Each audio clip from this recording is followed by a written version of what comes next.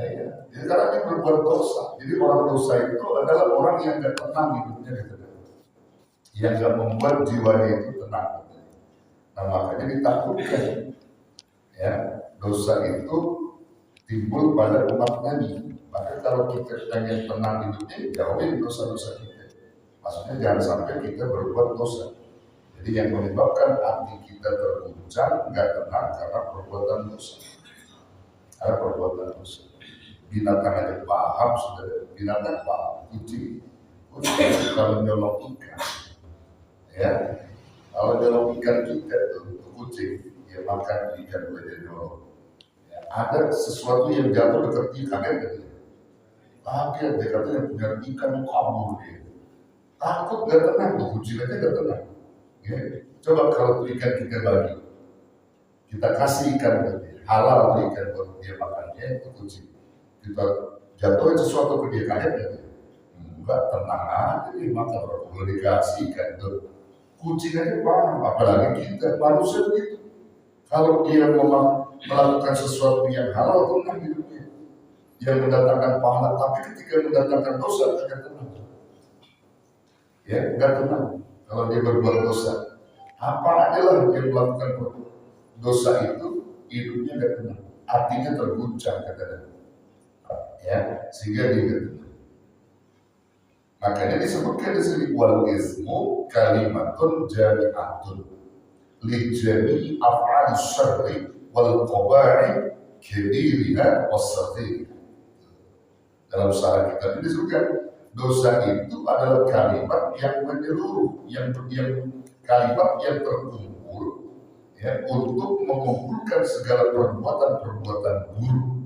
Jadi perbuatan buruk itu mengandung unsur dosa, wal qaba'i dan perbuatan-perbuatan jelek, kabiriha baik dosa yang besarnya, wasaghiriha maupun yang kecil. Jadi begitu numpuk dosa dikumpulkan di kalimat keburukan yang berkumpul gitu ya di dalam kehidupan mereka, sehingga menyebabkan mereka itu nantinya malas gitu. Karena udah enak menurut dia dalam berbuat dosa gitu, tapi dia malas nantinya untuk taat, untuk tobat dan seterusnya.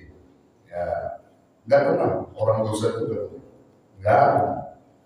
Ya, yang hidupnya berguncang terus dia berbuat dosa itu. Makanya di dalam bahasa Arab itu dosa itu kalimat dosa dibagi ada dua kalimat saudara ya. Ada kata ismun pakai sa, bukan pakai sin. Kalau pakai sin jadi nama, ismu nama. Kalau ismun dosa pakai sa. Al ismu ismul ma'rifat yang mengkhususkan kata dosa. Al ismu adalah dosa itu, diartikan begitu. Kalau al ismu adalah nama itu, sebuah nama al ismu. Tapi kalau al ismu sebuah dosa, ya, pakai sa, ismun dosa. Ada lagi zambun, nah zambun dosa juga. Zambun bahasa Arab itu zal nun ba, zambun dosa. Bentuk mufradnya zambun tunggal. Kalau ismun bentuk tunggalnya apa? Ya tadi ismun tunggalnya, mufradnya. Mustanaknya apa? Mustanaknya kalau terhitung dua dosa jadi ismani di mahalir rofi dalam bentuk rofa, maka ismani bunyinya. Kalau dalam bentuk di mahalil mansub wal majrur bagaimana bunyinya? Ismaini pakai ya nun, pakai ya nun. Ismani bi mahalir rofi, ismaini bi mahalil nasbi wal jarri. Ismaini dalam bentuk fathah dan kasroh. Ismail kalau pakai ya, satu dosa ismun, dua dosa ismani atau ismaini. Banyak dosa dosa yang banyak, jamannya zaman takdir al-atham, bukan asam, atham. Al-athamu banyak dosa. Ismun, ismani, ismaini, atham. Satu dosa, dua dosa, banyak dosa. dari kata ismun tadi. Ini semuanya nggak ada beda. Ismun artinya dosa, zambun juga dosa. Zambun bentuk mufrad, ya bentuk mufrad satu dosa, dua dosa, zanbani atau zanbaini, zanbani dua dosa, banyak dosa, banyak dosa. Pakai kata zambun bunyi apa? Dzunubun, dzunub banyak dosa. Jangan pakai tim, kalau tim itu mandi basah, junub. Iya, itu beda. Itu bahasa Arab begitu, Pak. Ya, bahasa Arab begitu beda, ada beda arti. Junub dosa, junub mandi basah. Beda. Karena menyebutnya harus beda. Dan junubun banyak dosa.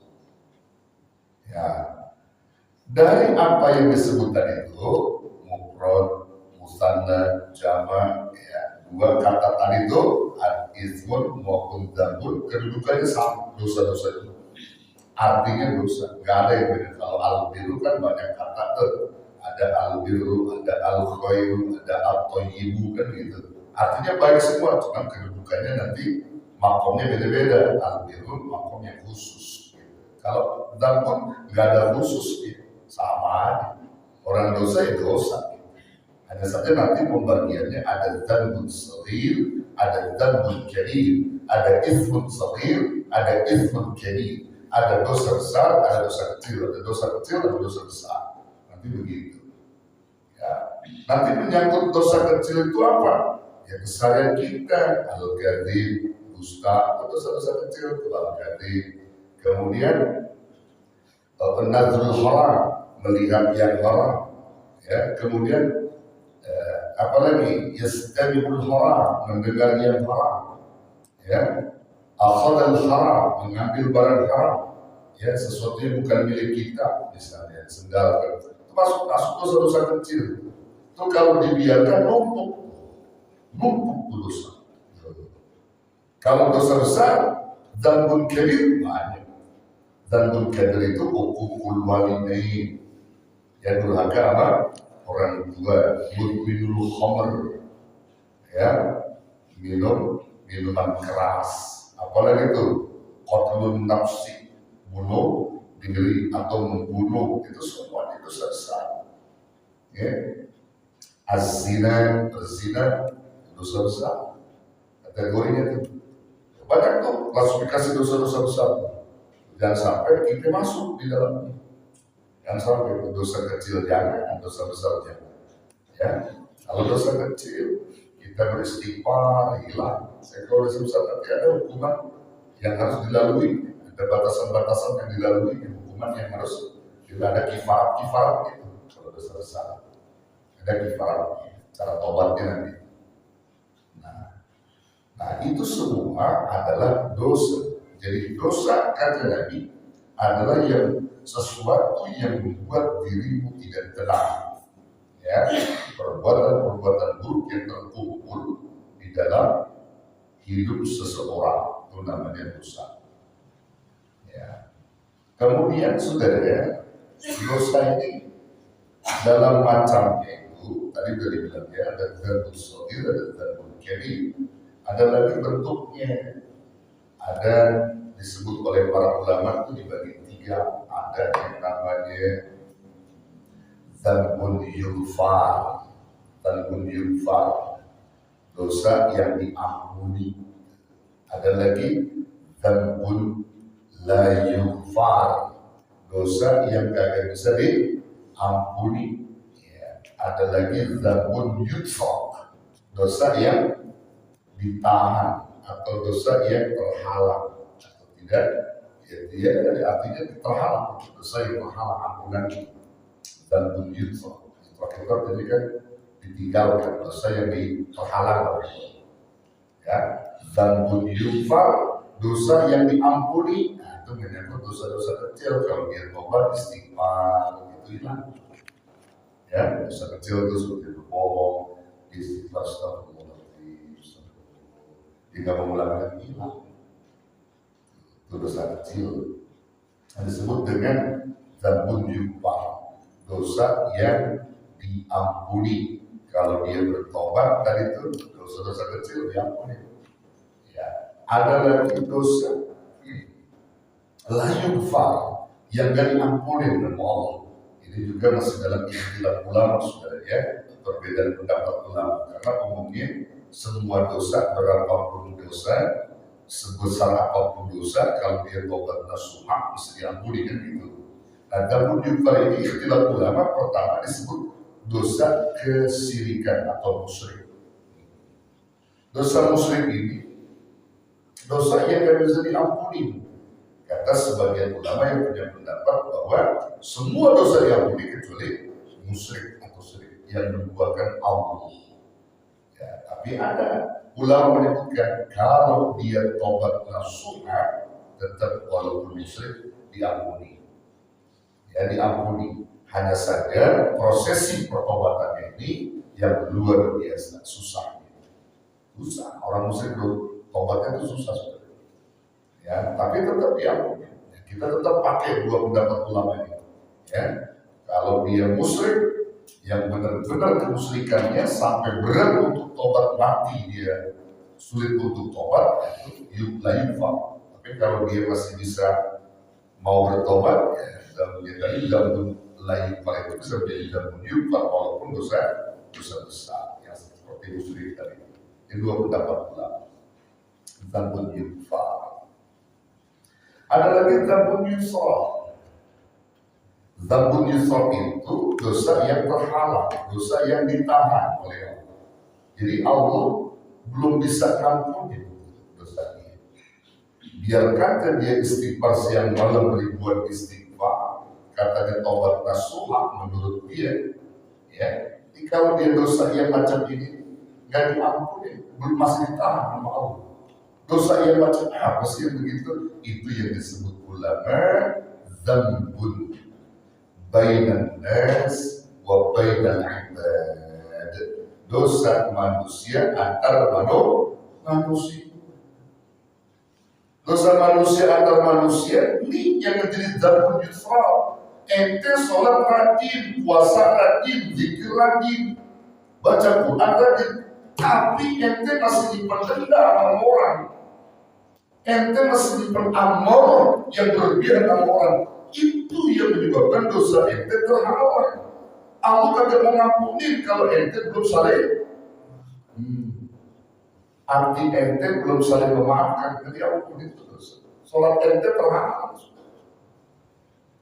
Gimana Nabi mengatakan dalam riwayat yang lain, 3 hari kau tidak tegur sapa, hatimu dengki dendam dengan mereka, maka tertolak sholat.